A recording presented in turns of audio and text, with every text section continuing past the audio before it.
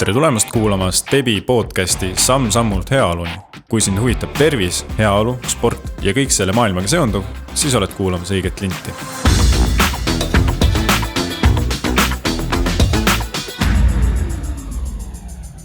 Praeguseks siis tervitus Stebi podcastist, mina endiselt Ott Blum ja minuga on siin täna Mati Arend, kes on nii füsioterapeut, jagab tarkusiga koolitustel ja on abiks nii tippsportlastel kui noortel tulevikutähtedel. Tere Mati! Tervist! Teeks sellise klassikalise alguse, et mina ei eksiks, et Mati, millega sa igapäevaselt tegelikult tegeled ja kuidas sa spordimaailma või tervisemaailmaga seotud oled? No nii nagu sa mind tutvustasid, et ametilt olema siis füsioterapeut ja igapäevaselt me siis tegelen inimeste valude vabaks aitamisega. Et peamine, miks inimesed pöörduvad füsioteraapiasse, on ikka see, et kuskilt valutab. Nii et kaela, pea, seljavalud on sellised peamised grupid, kellega me ja mina siis füsiotsentumis tegutsen. Ja teine osa päevast kindlasti on see, et kodus kasvab väike laps, et see võtab ka kõik oma aja. Ja sealt kõrvalt üritad ise ka liigutada, trenni teha ja tööalaselt veel siis ka suvised tegevused Käärikul spordikeskuses, sportlaste testimised ja muud tippsportlaste ja saavutussportlaste abistamine selliste kehaliste võimete testimiste ja vigastuste riskifaktorite screenimise näol nii-öelda. Et see on selline igapäevane tegevus. Väga, väga lai ampluaa, ütleme nii tegelikult. Aga kuidas sa ise sattusid üldse spordi ja tervisemaailma või on sul see selline pisike huvi olnud algusest peale? Spordihuvi on kogu aeg olnud, et kuna minu vanemad vedasid siis kogu aeg ka meid trennidesse kaasa, et sealt see pisik on ka tulnud. Aga füsioteraapia maailma sattusin ma ka läbi spordi ikkagi. Et kuna ma ise sellise saavutusspordi kontekstis tegin sõudmist ja sellega käib paratamatult kaasas ka seljavalud.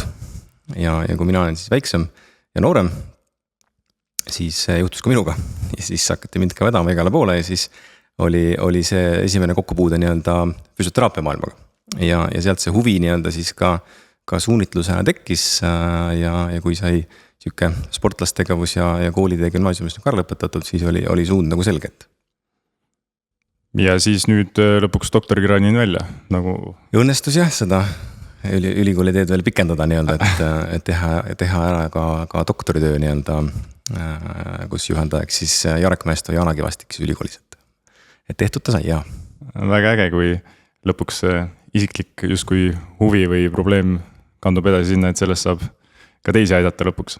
Jah, ja tegelikult see doktoritöö teema oligi nagu isiklik huvi, et midagi, mida ma hakkasin nagu sõudjana kasutama, oli siis see sissehingamist treeningu vahend nii-öelda ja siis tekkis huvi, et aga uuriks ka seda ja siis sai seda nii-öelda magistritöö raames jälgitud ja siis sealt kasvas välja ka tegelikult doktoritöö teema nii-öelda, nii et tõepoolest isiklikust huvist nagu tekkiski.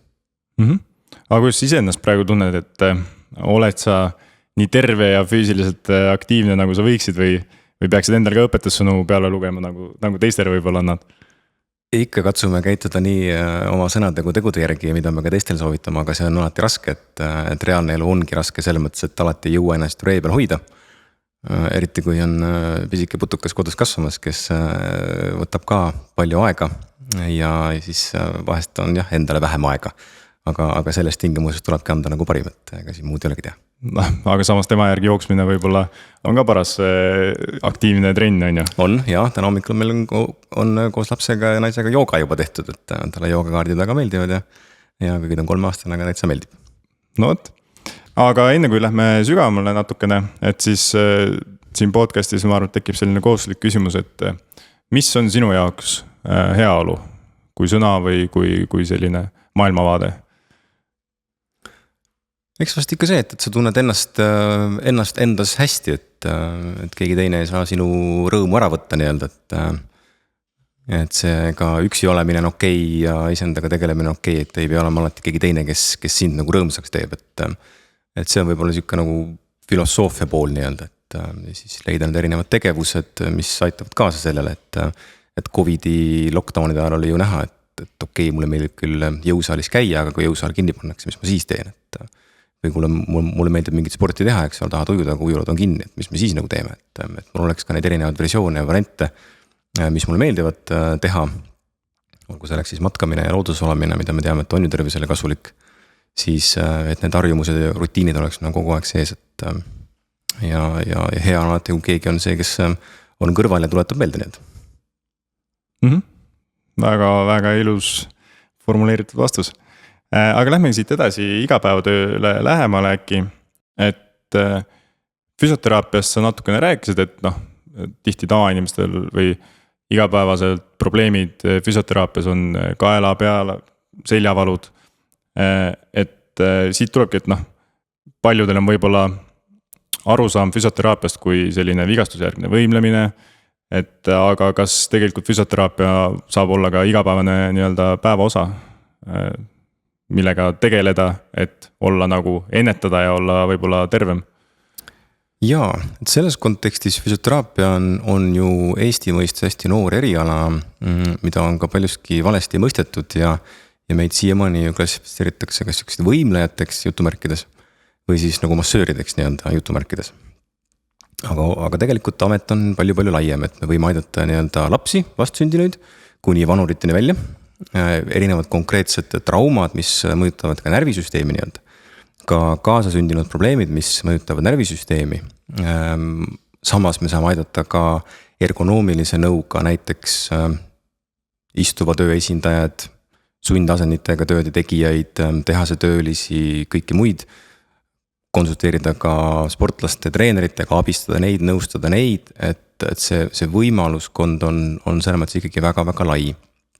Ja eks selles osas olen ka mina üritanud natukene kaasa aidata, et ka enda erialase täiendus osas on mul olnud võimalik nagu rännata igal pool maailmas.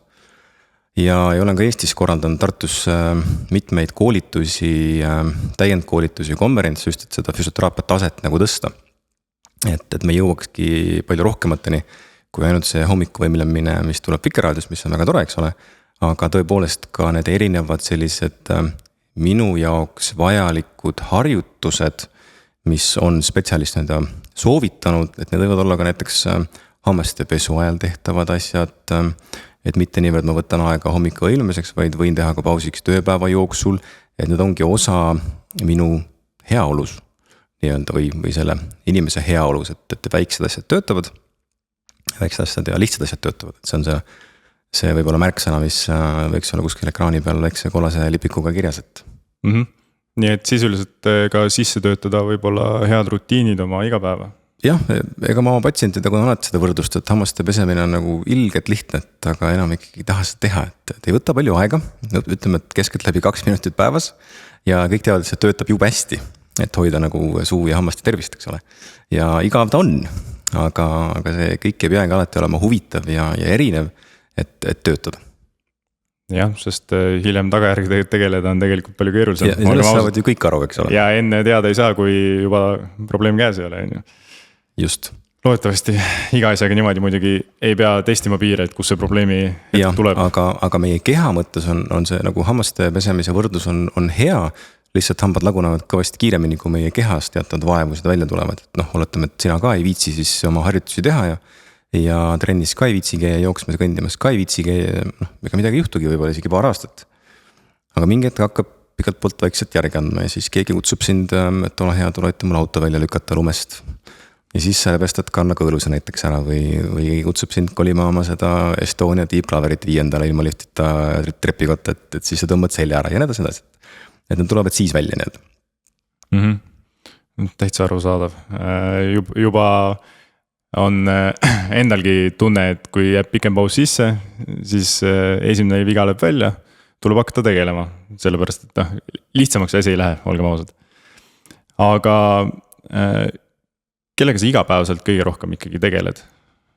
Mina tegelen kõige rohkem tavainimestega, ei heas ega halvas mõttes ja kellel on siis tegelikult seljavalud, et just siuksed minu spetsialiteet on tasapisi suundunud sinna, et need pikaaegsed püsivad kroonilised seljavalud nii-öelda, et see on ka mul, kus ma töötan ülikooli kliinikumis siis, kus me teeme ka sellist rühmateraapiat koos kliinilise psühholoogi ja ja taastusraviarstidega, kus meie peamine kontingent ongi tegelikult sihuke pikaaegne püsiv krooniline valu ja neid ma näen ka oma erapraksises laias laastus ikkagi enamuses, 90% on siis seljavaluga patsiendid.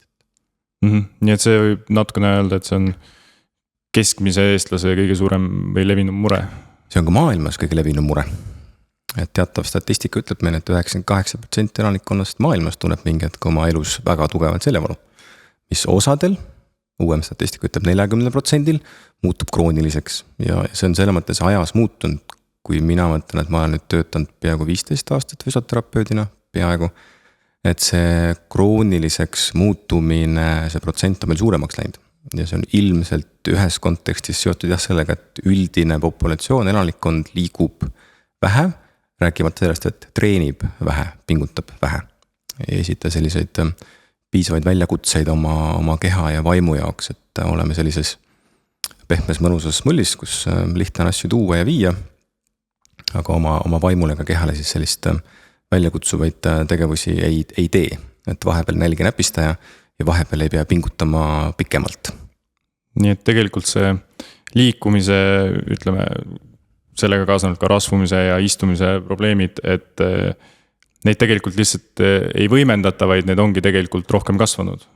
Jaa, see on selge, seda näitavad enamikud uuringud, et see kahjuks on fakt. Ja ise selles maailmas natukene ka olles, et siis teavitustööd küll tehakse, aga mis sa arvad, kas see on piisav praegu või kas inimesed jõuavad jaole enne, kui on hilja? Ei. Et teavitustööd tehakse täiesti nõus, infot on palju, aga infosegadust on ka palju. Et tänapäeva sotsiaalmeedia on ju see, et infot iga sekund ju tuleb juurde ja see, mis enne tundus, et peab paika, siis keegi influencer võib selle ümber lükata. Ja me ei suuda kontrollida, kas see on siis õige info, ehk et ka tavainimene ei suuda ju aru saada, kas see on õige info, mida ta siis räägib, õiged soovitused. See kloori teema on ju siuke levinud näide. Karmaga tõsi, jah? Just, et mitte tervislik näide nii-öelda. Aga siis ongi täpselt see, et inimesed mingil määral lahterdavad, et on arstid ja siis on füsioterapeudid ja siis on ka nii-öelda tänapäeval Dr. Google ja kõik muu. Et miks üldse inimesed peaksid füsioterapeuti võib-olla nagu kuulama või nõu võtma, et nüüd iga päev tõsta 5 korda vasakut jalga ja 5 korda paremat jalga, et sul hakkaks parem või et ma saan ju mingi info saan ju Google'ist kohe kätte, et miks ma pean raha maksma selle eest näiteks? Selle mõttes õige küll jah, et miks seda raha pead maksma, väga loogiline küsimus, eks ole. Aga nagu ma ütlesin juba enne, et seda Google infot on raske õigsuses kiiresti kontrollida ja see info, mis sa saad, on seal enamasti üldine.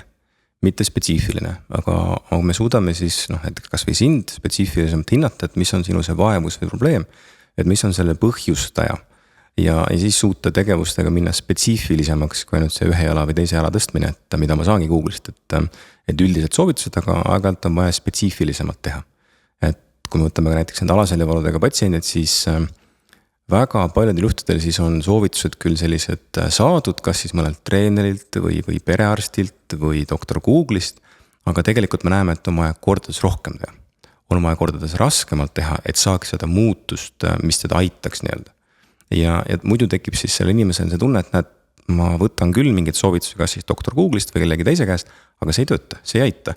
Ja siis nad tulevad selle ree pealt maha, et tegelikult see liikumine ei aita.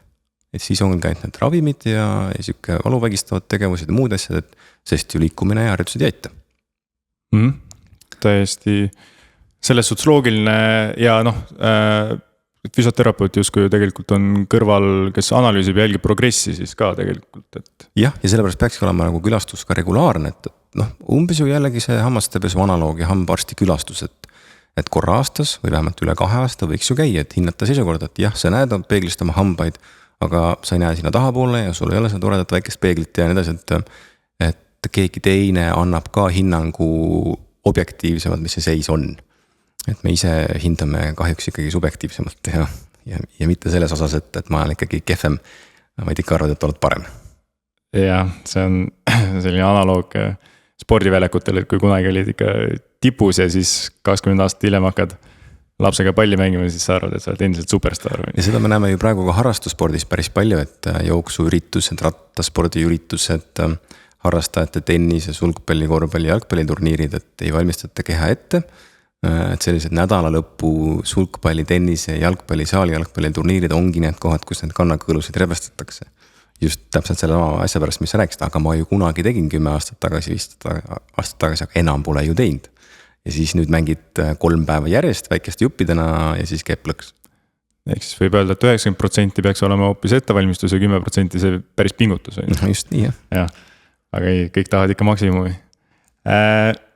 Aga kuna nüüd ongi, rääkisime natuke sellest guugeldamisest ja kõigest muust ka internetimaailmast, et millega peaks üldse füsioteraapiasse pöörduma või vahepeal ikka küsid sõpradelt nõu, et kuule, mul see valutab, sul ka valutas, mis sa tegid või guugeldad, et see polegi nii suur mure võib-olla.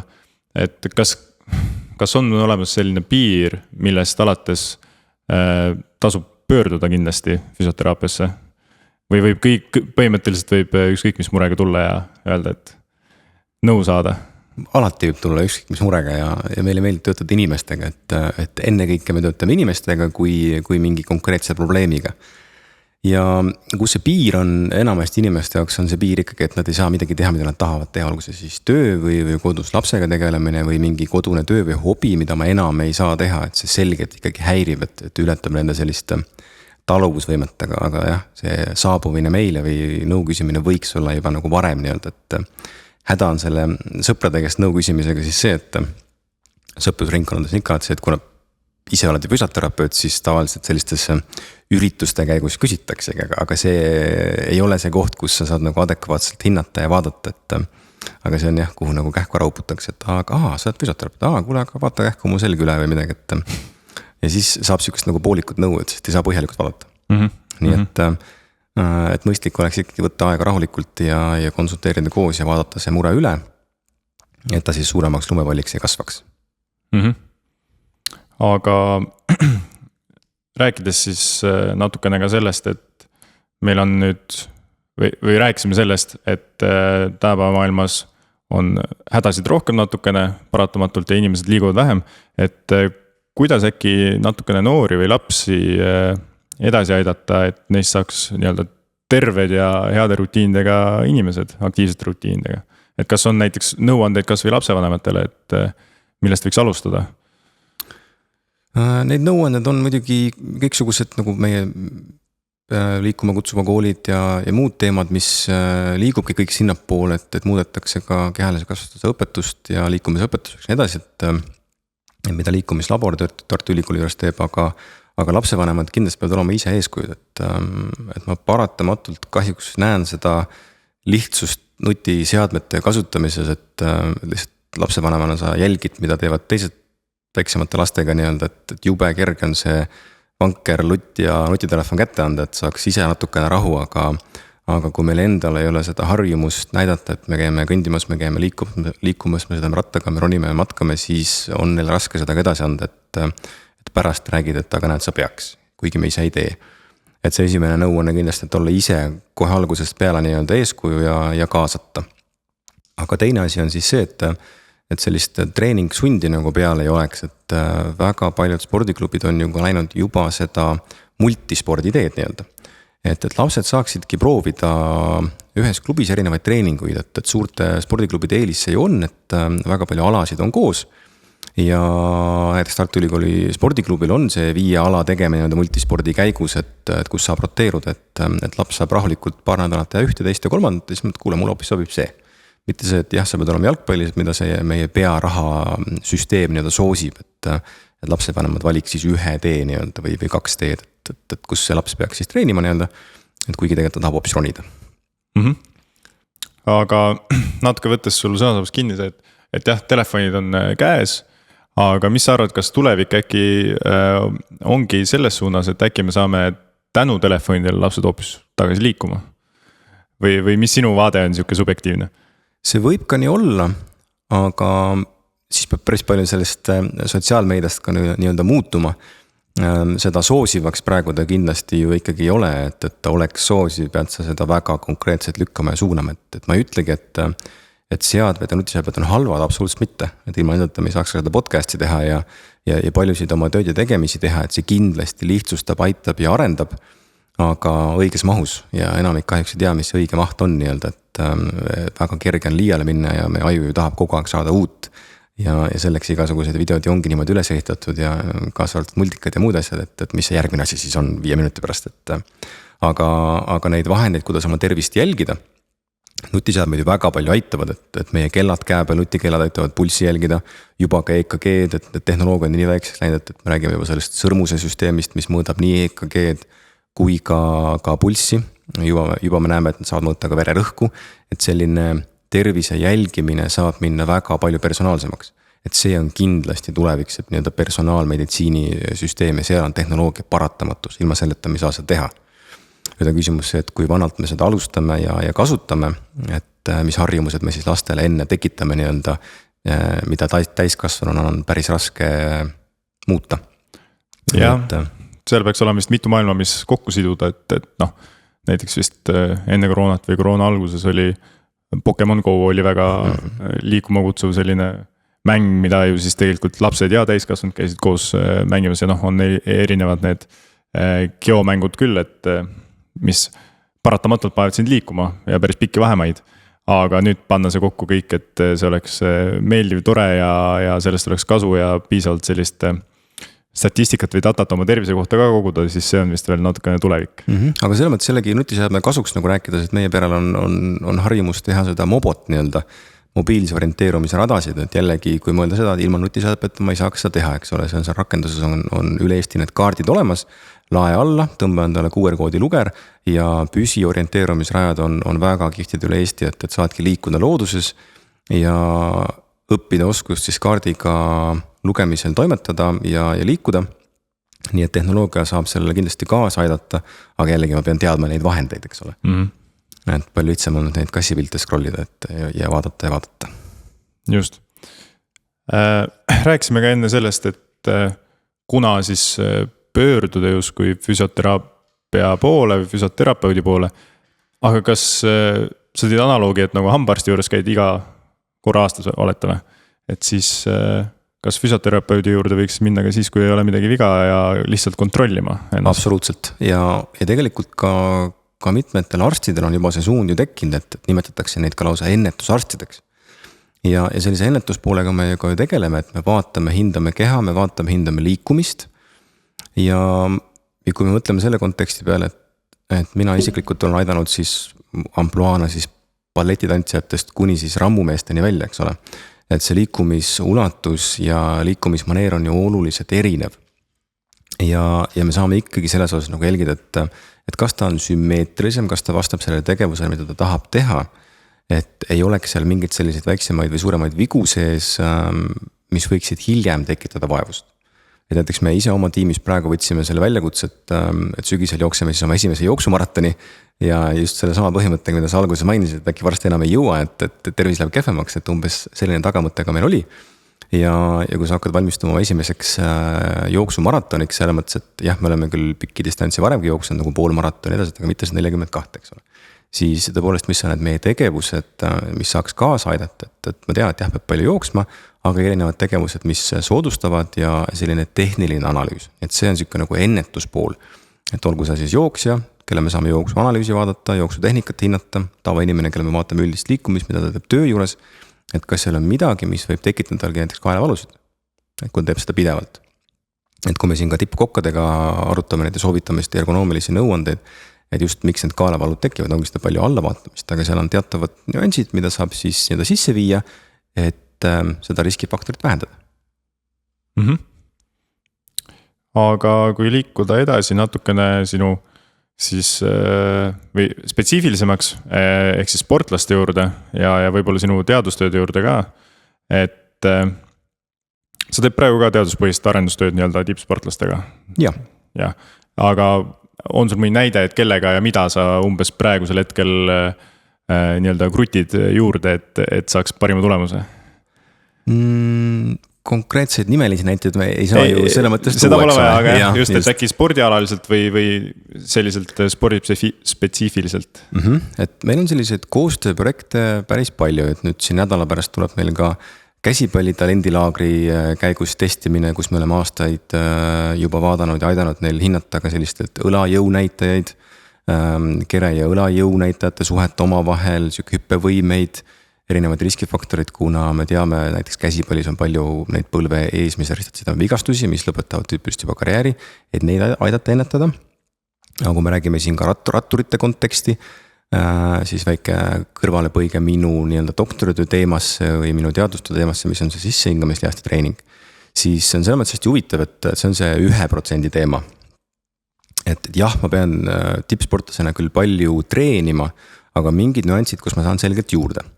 Ja eriti kui mõelda praegu siis selle Tour de France'i selle ulmelise time trial'i peale, kus siiani spekuleeritakse, et kas see ikkagi oli nagu võimalik või äkki ikkagi oli mingi mootor kuskil sees seal, et noh, mis on tegelikult idiootne juba mõelda. Aga alati tundub liiga hea, et ole tõsi. Ja seal on küll sellised tegevused näiteks, et kui me räägime sellest sissehingamisest lihaste treeningust nii-öelda. Et osad sportlased teavad, enamik ei tea seda, osad on seda kasutanud, on nagu natukene, aga vähe on selgitatud, miks seda peaks tegema, et treenerite teadlikkus on nii-öelda vähene sellest. Aga samas uuringud näitavad, et sa võid ka sellist sama time trial'i soorituse parandada ligi 5%. Ja kui seda lubada, siis see on juba nagu ulmeline. See on spordimaailmas kalender ikkagi. Ja täpselt, ja et lisada siis, kui ma kõik muud asjad oma treeningus ära teen, et kuidas me näiteks võiks võtta spetsiifilist sissehingamislihaste treeningut oma rutiinidesse sisse, olgu see siis treeningu eele soojendus, olgu see siis lõikude vaheline nii-öelda see cool down, lõdvestus, või siis igapäevane treening sellega, et me räägime siis nii-öelda jõutreeningu poolest. Aga jalgpalli kontekstis samamoodi, et me suuname nii-öelda just seda jõutreeningu poolt nii-öelda. Sest me hetkel näeme küll, ütleme viimase 5 aasta konteksti, et selline jõuvõimete potentsiaal just noortel on selgelt nagu langenud, et sellega ei tegeleta. Ehk siis sealt võivad ka tekkida järjekordselt edasised mured, ütleme nii, kui keha ennast ei hoia, siis on just oht suurem. Ja. Aga kui keeruline on siis tänapäeva spordimaailmas tegelikult seda millisekundit või meetrit nagu võita? Et kas ilma teaduseta enam geenidega ei ole võimalik seda teha või ongi ainult teadusega saab ainult edasi minna? Ikka on võimalik seda, kui see üks talent nii-öelda leitakse, et ju öeldakse ka Usain Bolti kohta, et ega ei pruugigi järgnevad 50 aastat sellist enam tulla, et see üks tuleb üles leida Usain Bolti näitel ka, et sattus väga heasse keskkonda, kus treenida, et see asi nii-öelda avalduks, aga ega tal ka see kergelt ei tulnud. Et noorteklassis ju ka korduvad reie tagakülje vigastused, et ta sealt need välja kaevas, nõudis tööd, ootas, kannatas, tegi ära ja sai oma ju siiamaani kehtivad ulmelised tulemused, et avaldus siis see talent nii-öelda. Nii et teadus kindlasti saab sellele kaasa aidata, aga ei asenda kõiki muid tegevusi ja selle enda sportlase sellist pingutamist ja võib-olla siinkohas ma tahaks nagu mainida seda, et paljudes kohtades ka näen seda, et kus nii füsioterapeudid kui arstid kasutavad seda tippsportlast nii-öelda ära. Et näiteks mina poseerin siis Usain Bolti kõrval, eks ole, et näiteks minu mingi füsioteraapia on kedagi kuidagi paremaks teinud, ei, aga see on nagu ära kasutamine ja selle mõttes seda ka praegu uuritakse teadustööde mõistes, et kui palju siis selliseid tervisespetsialiste kasutab sportlased ära, kas nad teavad sellest üldse. Et kasutavad nii-öelda varjatult reklaamina justkui see tegevus, mida siis teraapiana tehakse, teeb kelleski nagu olümpiavõitjat ei tee, et see raske töö enda füüsise ja just vaimuga on siis see, mis viib seda sportlast edasi ja meie saame ainult teda natukene aidata selle teel nii-öelda. Et olla talle abiks, aga selline ärakasutamine on jah, mida me päris palju näeme ja see nagu ei meeldi väga, aga tulles tagasi selle 1 millimeetri juurde seal time trial'il, siis kui sa mõtled, kui palju neid sinna tuuletunnelisse on pandud ainuüksi selle ratta, kiivri, riietusega, siis seda kahjuks ilma ei saa. Ilma selle teaduspooleta nii-öelda, et tõepoolest teatavatel aladel on see maht suurem ja kui me praegu mõtleme ka selle maratoni jooksu alla 2 tunni ajamise peale, mida on siin nüüd viimased 5 aastat 3 erinevat gruppi üritanud teha, siis ka seal on väga palju teadust taga. Et kogu see valik, et kus me neid sportlaseid sealt Afrikast nii-öelda siis suuname treeningutele, et on teada see koht, kus on suurem potentsiaal, nii-öelda see geneetiline potentsiaal. Me räägime juba jalanõude valikust, kus on see karbon tallaga, karbon jooksu jalanõud, kus ka vist rahvusvaheline kergejõustikliit pidi esimest korda defineerima, mis on jooksu jalanõu, et asjad nagu väga ulmeliseks ei läheks. Ja rääkimates juba sellest toitumisest, taastumisest, kõikidest muudest asjadest, et kui palju me saame nii-öelda treenida kõrgel intensiivsusel, see on puhas teadus. Nii et ikkagi abilisi on vaja lõppkokkuvõttes, vähemalt keegi, kellel on teadmised sellest. Just. Aga mis sa ise arvad, et kas füüsilised inimpiirid nagu tulevad juba vastu ka, et kas piir on lähedal või me lihtsalt oleme inimkehas nii muutuvad, et me tegelikult ei tea, kas võib-olla me oleme 100 aasta pärast oleme hoopis võimekamad või hoopis vähem võimekamad? No 100 aasta pärast oleme kindlasti võimekamad, sest juba siis on see masina inimese liides, et see vist on juba kindel. Et siis me enam ei räägi kahjuks inimliigist, eks ole. Et siis on meil juba muud asjad juures, et kuidas siis manipuleeritakse muude tehnoloogiliste edasiminekutega koos nii-öelda siis inimese enda bioloogiliste struktuuridega ja siis me oleme palju võimekamad, et selge see. Et võib-olla me 100 aasta pärast olümpiat vaatame hoopis teise pilguga 100 meetri jooksu, kui siis 2 puhast inimest jooksevad, kellel ei ole ühtegi tehnoloogilist vidinat sees. Jah, täiesti võimalik. Sa mainisid erinevaid spordialasid. Vist on niimoodi lõpuks, et ei sõltu isegi spordialast, vaid teadusega saab natukene või füsioteraapia, ütleme teaduse kaasabil saab igale poole natukene juurde panna, munki juurde, et olgu see toitumine või olgu see liikuvus, et ei ole spordiala, kus ma lähen ja teen üksinda kõik algusest lõpuni valmis niimoodi, et ma olen täiesti tipus näiteks. Jah, seda küll, aga jällegi rõhutame siinkohal seda abi, et see 99,9% ja 99% peab selle sportlase enda poolt tulema. Et see tahe, soov ja vajadus ja siis me saame aidata tõepoolest, et kui sa oled odaviskaja, et saada see liikuvus õlas veidikene suuremaks, et seda vibu nii-öelda vinnastada, et sealt tuleks siis see võimas vise. Või oled sa jooksjad, teha seda samu pikkust natukene või see 2 millimeetrit pikemaks, et selle me saame küll erinevate selliste teraapia vormidega, mida lisada treeningule juurde, kindlasti aidata nii-öelda, aga kui me korraks aitame, ta ise ei taha teha, siis ei ole ju mingit vahet, eks ole. Et see ongi meie abi koos siis peamiselt selle sportlasega nii-öelda. Aga tulles siis natukene ka noorte juurde tagasi, et kui varakult justkui noortele saab panna seda mõõtmist ja kõike muud nagu külge, näiteks füsioteraapia mõttes või füsioterapeudid saavad nagu aidata, või tegelikult tuleks lasta lihtsalt noortel mingi vanuseni joosta, proovida, hüpata ja siis mingist hetkest alles lähed nagu teaduspõhiseks? Jaa, alguses kindlasti julged see 10-12 vanus on see, et sinnamaani võiks lasta teha kõike. Et oma isu täis teha ja selline liikumisraamatukogu võimalikult suureks ja laiaks teha, et oleks millegi peale ehitada pärast, kui tahad spetsialiseeruda. Aga meie oma sellised kehalise võimete testimisi teeme alates 12. eluaastast. Sest osad spordialad, nagu näiteks ujumine, iluvõimlemine, lihtsalt alustavad varem, seda spetsialiseerumist lõpetavad ka varem oma spordi, vanuse mõttes sellise tippspordi tegemise, et seal me juba alustame nende tegevustega harjumisega. Et see ei tähendagi, et sellised mõõtmised või sekkumised võiks midagi kohe konkreetselt muuta, vaid see ongi selliste rutiinide ja harjumuste õpetamine, et nendega kohaneda, et hiljem osata neid siis ära rakendada ja on siis hiljem võimalik jälgida ka mingit dünaamikat. Selge, aga liigume edasi äkki siis sellise nipi nurga juurde, et äkki millestki, mis sina saad täna meile edasi anda, et on sellest abi mulle 27-aastasele, võib-olla mõnele 67-aastasele, et näiteks mida peaks inimene igapäevaselt silmas pidama, kui me räägime igapäeva rutiinist või liikumisest? No meil on siuke selles meie ülikooli kliinikumi juures tehtavast grupist, meil on siuke üks fiktiivne tegelane nagu Mari, et ärgu siis keegi tundku, kes on Mari ennast halvasti, et lihtsalt ilus nimi. Ja Mari teeb tihtipeale liiga palju asju, mis on seotud siukeste igapäevaste tööde ja tegemistega oma aiaga ja muude asjadega. Ja siis tema ägiseb pikalt oma selja häda, sest kiirutas rohis, tegi kõike muud, aga talven selleks ette ei valmista. Nii et sellised üldised kehalise liikumise vormid, mida me suudaksime ära täita täiskasvanute liikumissoovitustega. Et väga paljud ei teagi neid täiskasvanute liikumissoovitusi, mis on siis WHO poolt juba ammu antud. Ehk et kas ma saan nädalas kätte 150 minutit aeroobset treeningkoormust. Ükskõik, kas ma ujun, rullitan, jooksen, seda rattaga, kõnnin, teen kepikõndi, mul ei ole vahet. Kas ma saan selle kätte?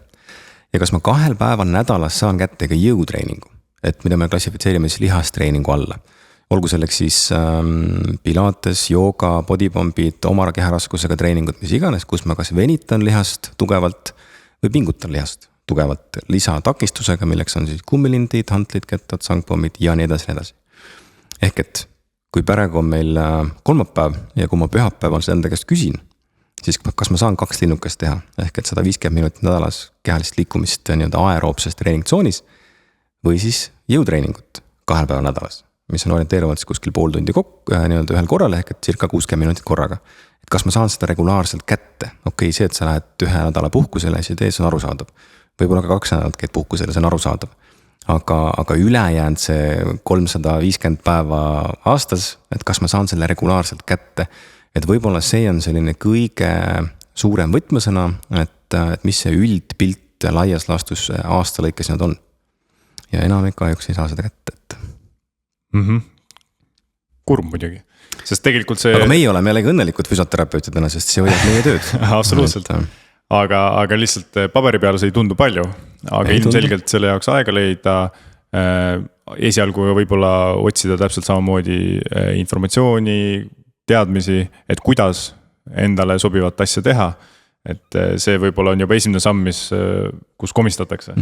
Ja teine nipinurk, kui mõelda siit edasi, on nüüd see, et kui ma peast mäletan, siis hiljuti tuli Taani uuring välja Taanis siis vist tehase töötajatel tehti seda, kes teevad siukest manuaalset tööd ja sama lihastreeningu kontekst, et nad tegid väikeste juppide kaupa päeva lõikes tööpäeva sees harjutusi oma keha raskusega, võib-olla vahepeal lintidega, vahepeal raskusega, siuke minut paar korraga, aga läbi päeva.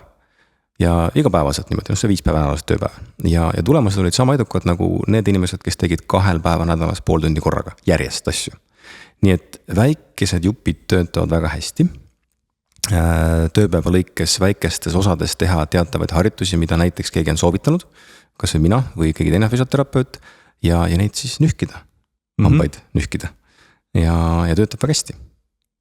Tõesti, selles suhtes, et leida 2 korda nädalas 30 minutit tundub hullem kui. Või iga päev 8 minutit. Täpselt, et see 8 minutit, olgem ausad, ma ei usu, et keegi saab tugevalt vastu väita, et tal ei ole seda aega, et. Aga vaata jällegi kurb on see, et me peame nagu maha müüma vähemalt aega, et inimesed tegema hakkaks, et sellele teaduslikku tõestust leidma, et tõepoolest see ka nagu aitab, et me ikkagi vaikselt jõuame sinna, kus me üritame võimalikult vähe pingutada.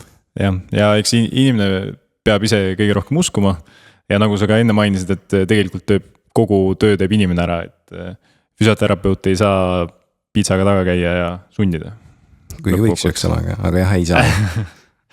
Aga võistlustele saab piitsaga taga olla, jah. No võt.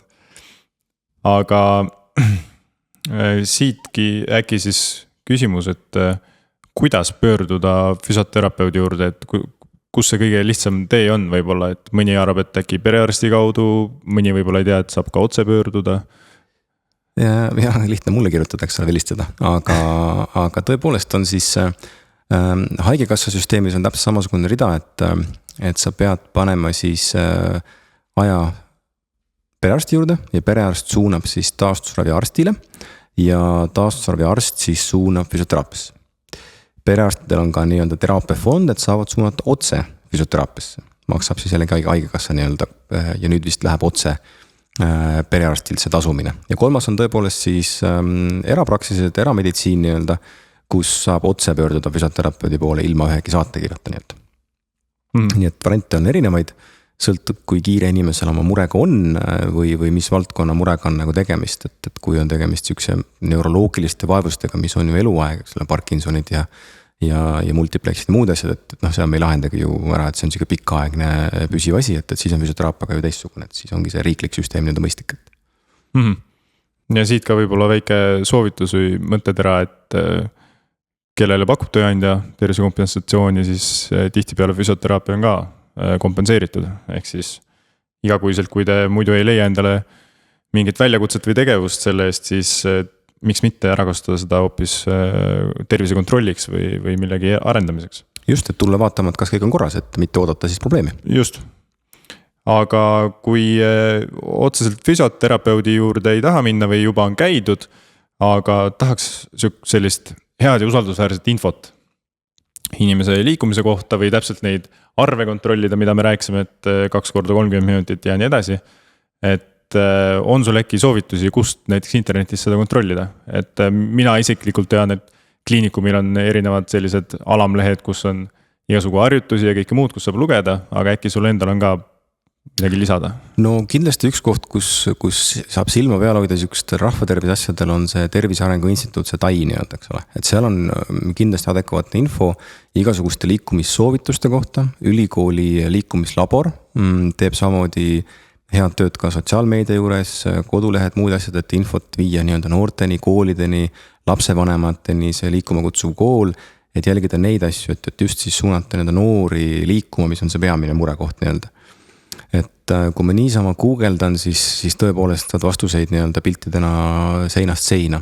Aga erialasemat infot, siis meie mõistes on sellised teatavad institutsioonid, kes teevad neid infograafikuid, kus on sellise teadusinfo lühendamine ja kokkuvõtmine, et need on sellised head kohad, kus saab ka erialast infot nii-öelda, et füsioterapeudi poole nii-öelda, et ja lisaks kindlasti ka veel Eesti Füsioterapeutide Liit nii-öelda, et täpselt samamoodi, et konkreetsemad institutsioonid, kus saab olla kindel, et see info on filtreeritud nii-öelda. Mis on täheva maailmas ülioluline. Aga ka väga keeruline, et kui nüüd mõelda seda AI tulekut, et see läheb päris keeruliseks. Jah. Võib minna tähendab. Arvatavasti läheb ikkagi, et kombineeritud info, mis hakkab sulle masin välja andma, võib-olla ikkagi võib-olla väga hea ja võib-olla ka kindlasti väga ja võib-olla ka välja mõeldud. Väga välja mõeldud ja kombineeritud, mitte isegi inimese poolt, vaid täpselt arvuti poolt. Selge, aga võtaks siis viimase sellise ploki ja lõpetaks ikkagi natuke vabamas vormis, et rääkides natuke uuest sinust. Väike kiire selline küsimus-vastus voor. Midagi keerulist ei ole, aga ja kui vastust ei ole, siis lähme edasi nagu roosides üheski, et ise ütled, et praegu ei tule, siis ei tule. Aga alati võib ka vastust laiendada, et kui on midagi lisada. Esimene küsimus. Mis värvi on sinu jaoks tervis ja heaolu?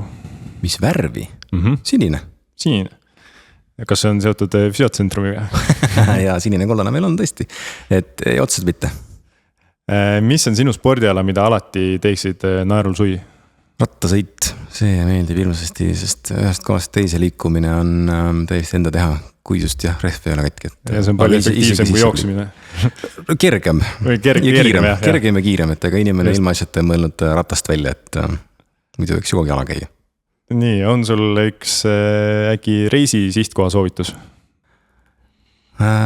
Kindlasti minu õpingut jättis Austraalia kustumata mulje, et ei pretendeerigi, et oleks igal pool käinud, aga kui vähegi saaks, siis sinna läks tagasi kindlasti ja Uus-Meremaa, et need on küll sellised kohad, kus tahaks käia.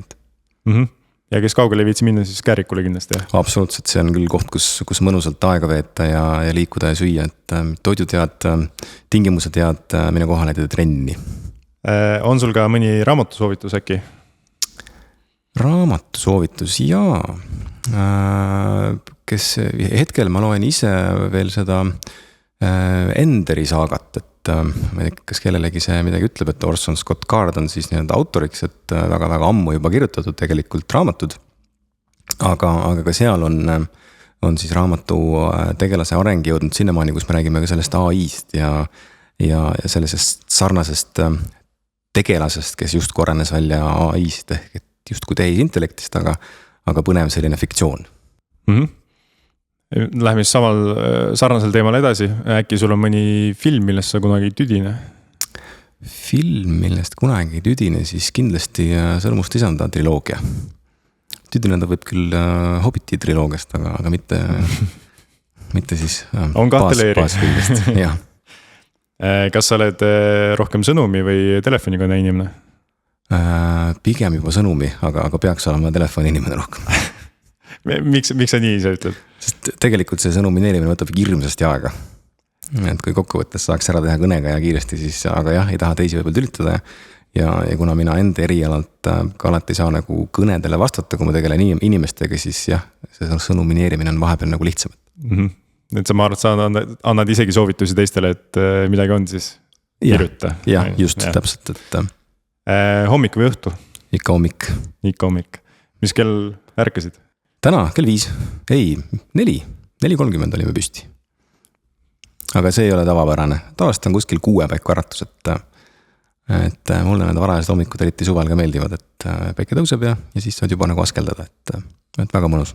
Kas selle arvelt ka nagu väga varakult magama ka? Peaks, aga iga päev ei õnnestu.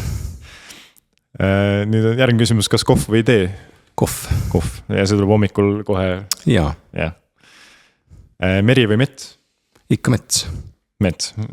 Eesti on metsa. Mered on ju palju, eks ole. Mered on palju, metsa on ka palju. Metsa on ka palju, just. Muusika või vaikus? Vaikus. Ja mis on sinu järgmine tervislik samm või väljakutse, mille sa ette võtad või proovida tahaksid?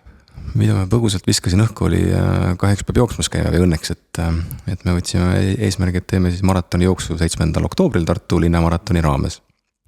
Ja see motiveerib praegu jooksmas käima ka saartud ka õhtul, et väga mõnus, et muidu oli selline eesmärk see rattaga sõitmine rohkem, aga vahelduseks on jooksmine väga mõnus.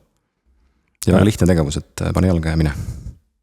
Jah, kõige raskem ongi see palti sidumine enda näitelt vähemalt. On, aga ratta kontekst on jällegi see, et otsi see kiiver ja rattariidjad ja saad kingad jalga ja hakkad minema, siis vaatad, et peaks kummega umpama ja siis hakkab juba isu vaikselt üle minema, et vihmasadama, mis on ohtlik ja nii edasi. Et jooksmine on see, et kähkud ostud jalga mine, et ja juba jooksed siis väga mõnus. Rääkides teie sellest väljakutsest, et palju teid sinna korraga läheb, et saite üksteist nii motiveeritult punti? Ametlikult on kirjas vist nüüd nii-öelda 5, et kes andsid nõusolekut, kes jookseb poolikut, kes jookseb täismaratoni ja kes jookseb seal 10 kilomeetrit või eelneval õhtul 5 kilomeetrit, et selle mõttes on tore, et meil need väljakutsed on varem olnud, et läbi aastate me oleme teinud oma kõnnisammude väljakutseid, jooksukilomeetrite väljakutseid, külmaduši väljakutseid. Nii et nüüd me võtsime siukse nagu treeningu sihi, et oleks lihtsam endal trennis käia, et eesmärgid aitavad, lühiajalist eesmärgid aitavad lühiajaliselt selles mõttes, aga et saaks selle linnukesega kirja, et ka jooksumaraton on tehtud. Ja võib-olla see motivatsioon ja ühtsustunne aitab veelgi rohkem kui see lihtsalt eesmärk. Jaa, absoluutselt, et koos on ikka mõnus jooksma käia vahepeal. Ühine tegevus jah, et meil on alati vestlused ka tuttavatega, et mõni on täiesti näiteks individuaalspordi inimene, tahabki üksi teha, mõni on see, kes kui tiimi taga ei ole, siis mina ei tule.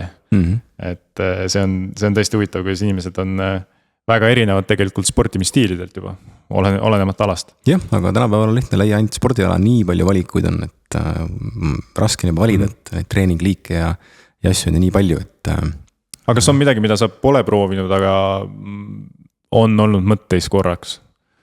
Või no need spordialasid on nii palju, et rulluusutamine ja muud asjad, eks ole, aga 8 ratast alla panna, siis ma ei tea, see risk on juba nii suur, et eriti minu erialal nii-öelda, et sa ennast igaseks kukud, et. Ja sina ei tohi ometigi katki olla, et kui juba patsiendid on. Aga enne kui hakkame lõpetama, et äkki sul on üks mingi selline rutiinne tegevus igapäevast, mis hoiab sind värskena ja mida sa tegelikult võib-olla enesel teadmatagi nagu igapäevaselt teed? Aga minu jaoks ongi see lugemine, et ja mitte sellise erialase kirjanduse lugemine, vaid raamatute lugemine. Ma tavaliselt loen iga kuu läbi 1-2 raamatut vähemalt, et mis on tavakirjandus nii-öelda. Et enamasti mulle meeldib seikluskirjandus või ulmekirjandus nii-öelda, et saadki nii-öelda vaimu mujale ja korraks puhata nii-öelda. Ja see on väga hea tulemus tegelikult. 1-2 raamatut, mis see teeb siis? Ütleme, 20 raamatut aastas on juba paras virn. Jah, et kui ma avastasin kunagi Jack Reacheri raamatusarja, siis seda oli tolleks hetkeks juba kirjutatud 24 raamatut, kahjuks läks see päris kiiresti, et nüüd juba ei jõu ära oodata, et tuleks oktoober, kus tuleb uus raamat välja. Aga kas sul on võib-olla mingi kindel rutiin ka, kuna sa loed või sa loed lihtsalt vabal hetkel? Ikka pigem õhtuti. Õhtul on see nii-öelda väiksem aeg, et siis on see lugemine. Teleka asemel lugemine. Ja meil ei olegi telekat. Meil ei ole juba viimased see on võib-olla veel parem nipp, kuidas leida elus uusi nurki, mida. Et selles mõttes on lapsed on hirmsalt head peeglid, et mida sa tahad anda ja mida sa oskad anda ja mis on vajalik ja mis ei ole vajalik, et et oma kolimiste liikumistega, kui me telekat ei olegi, siis ei näegi seda vajadust tegelikult, et oma muud vajadused saad sa ju väiksematest seadmetest tegelikult kätte, et seda kiusatust pole jah.